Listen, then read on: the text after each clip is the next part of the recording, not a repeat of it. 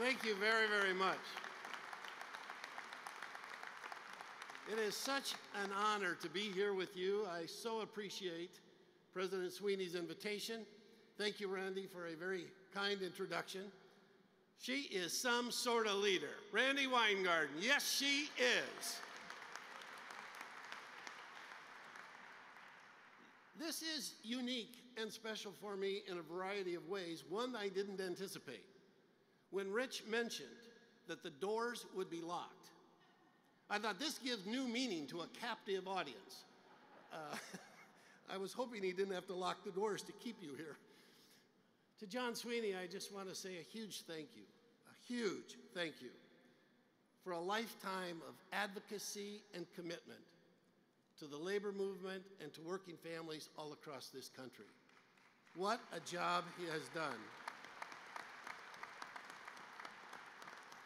And just as my predecessor in my union, Reg Weaver, John, as president of AFL-CIO since 1995, had to endure 8 years of the most anti-union, anti-working family administration we've seen in a long, long time. But through that, he never, ever wavered. He was always there. And every working person in America, whether unionized or not, owes him a debt of gratitude for what he did. And you know, to top it all off, he's just a plain good guy. What a nice guy John is. And personally, I attribute some of that to his great wife, Maureen, who was a former teacher in New York City. And that education influence, I know, played a big part in making who he is. And what a team, John, Rich, and Arlene. Because I believe they have positioned the AFL-CIO and the entire labor movement to be ready for this next decade. The change in our world has been dramatic since the fall of 2008. And we must be ready as unionists and labor movement around this nation to take advantage of that time. You know, Loretta Lynn made a lot of money being proud of being a coal miner's daughter. Now, I don't know how Rich sings. I've not heard him. I've not had that opportunity. But I know he is proud to be the son and grandson of a coal miner. And I know he was taught well about what it means to have a work ethic, to have commitment and passion, to help people, and to make this country better. A few weeks ago, Rich was talking about our need to organize young workers who work in occupations that are not traditionally unionized. And he talked about creating a vision for the 21st century unions and labor movement. I share that desire and commitment to creating a 21st century labor movement. In the last 40 years, membership, as you know, in labor unions has declined.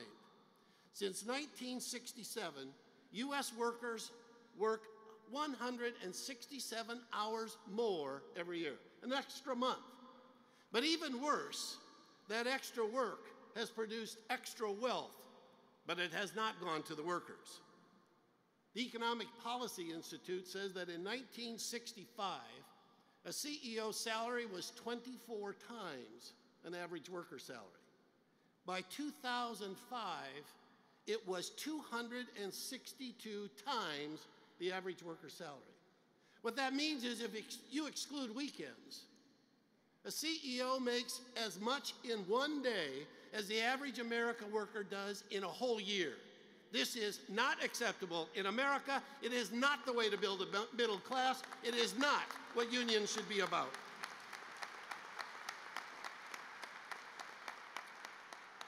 You know, Einstein said the definition of insanity is to do the same thing over and over and expect different results. And what that says to me is that we must find a way to change this country's attitude toward unions and their attitude toward the middle class. And in order to make that change happen, we need power. Power, the ability to act, to influence, to make a difference. And that kind of power comes from unity. You see, the power of the American dream is not that some get extraordinarily wealthy and the rest don't.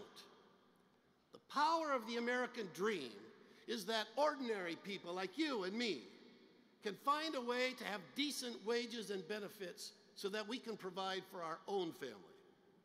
That is not what's happening in this nation. And I'll make two very easy points. Number one, you cannot have a middle class without labor unions in America. And number two, as Father O'Malley said, in these times of economic woes, the labor unions are not the problem, they are the solution to our future. When I talk about change for my own union, the National Education Association, much has changed in the last 10 years. You've heard some of that referenced already. You know, 10 years ago, if I had been at the AFL-CIO convention, although it was in '97, I guess 12 years ago, there would have been few, if any, members of the National Education Association in the room, but today there are quite a few. 10 years ago, there were less than 50,000 members in merged locals, unions that had both NEA and AFT affiliation, and they were pretty much scattered around the country. As Randy mentioned, 4 merged state affiliates with over 600,000 members: New York, Minnesota, Florida, and Montana. And today there are 18 locals, some 26,000 members who are in solidarity partnerships affiliated with the AFL-CIO. As Randy said, over 650,000 members of the NEA are in local unions affiliated with the AFL-CIO. Much has changed in 10 years. And in addition, NEA joined with the AFL-CIO and Change to Win and other unions to form the National Labor Coordinating Committee. I can't tell you what a great sense of power and possibilities there is when we get together. When that group sat down with President Obama and Secretary Solis, we sat there collectively representing 16 million unionized workers in America. It gives us a voice, it gives us possibilities and opportunities. And we need to use that unity and power. We need decent health care, and it should not tax our benefits. We need the Employee Free Choice Act, and we need it now, not next year, not next month. We need it now. We need green jobs, retirement security, and much more. All of this to build a different America. These are tough times for our nation and its citizens. And of course, that means us. The 2008 elections were all about change. And your theme here, making change now. I've always been fascinated by people's reaction to change. You know, when you read people who talk about it, one says that change causes stress. So you need to learn how to manage stress. But then I read another author and they say, oh, no, it's not change that causes stress, it's resisting change that causes stress. Because you see, change is an ever-happening thing. You can't stop it. And I love their PS. They said, if you don't believe me, look at your high school graduation picture. You can't stop change. Others, when they talk about change, say it's personality-based. There are early adapters and there are resistors. Dilbert says, change is good, you go first.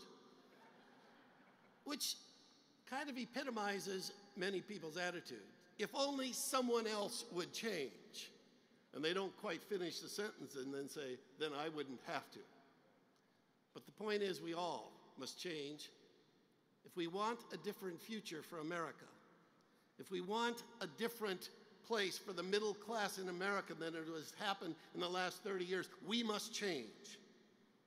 My own theory of change is different from all of those. My own theory of change, about whether you accept it, reject it, resist it, grab hold of it, all depends on just one thing: your level of satisfaction. Are you satisfied with what America is delivering to the working families of America? I'm not. I'm not satisfied at all. In fact, when you leave this convention, I hope not only are you really dissatisfied, I hope you are gloriously dissatisfied. So dissatisfied that you will absolutely do whatever it takes to change what is happening in America. So let us be the voice of the uninsured, the unorganized, the dispossessed. Let us be the voice of the millions in the middle class, the unsung heroes who have made this country great, but don't get their share of credits and rewards. I say to you right now, in 2009, this is our time. This is our opportunity. It is our responsibility to make the change. And I say to you 20 or 30 years from now, when I'm sitting on that porch in a rocker, probably a glass of bourbon in one hand, and I read and hear what people say about us, those of us that are here in the fall of 2009, I hope no one says that we were timid or shy. I hope the way they describe this new unified labor movement in America is that we had the audacity to dream big. We had the courage to act, and we had the power to make it happen. In the words of President Obama, yes, we can. Thank you, brothers and sisters, AFL-CIO.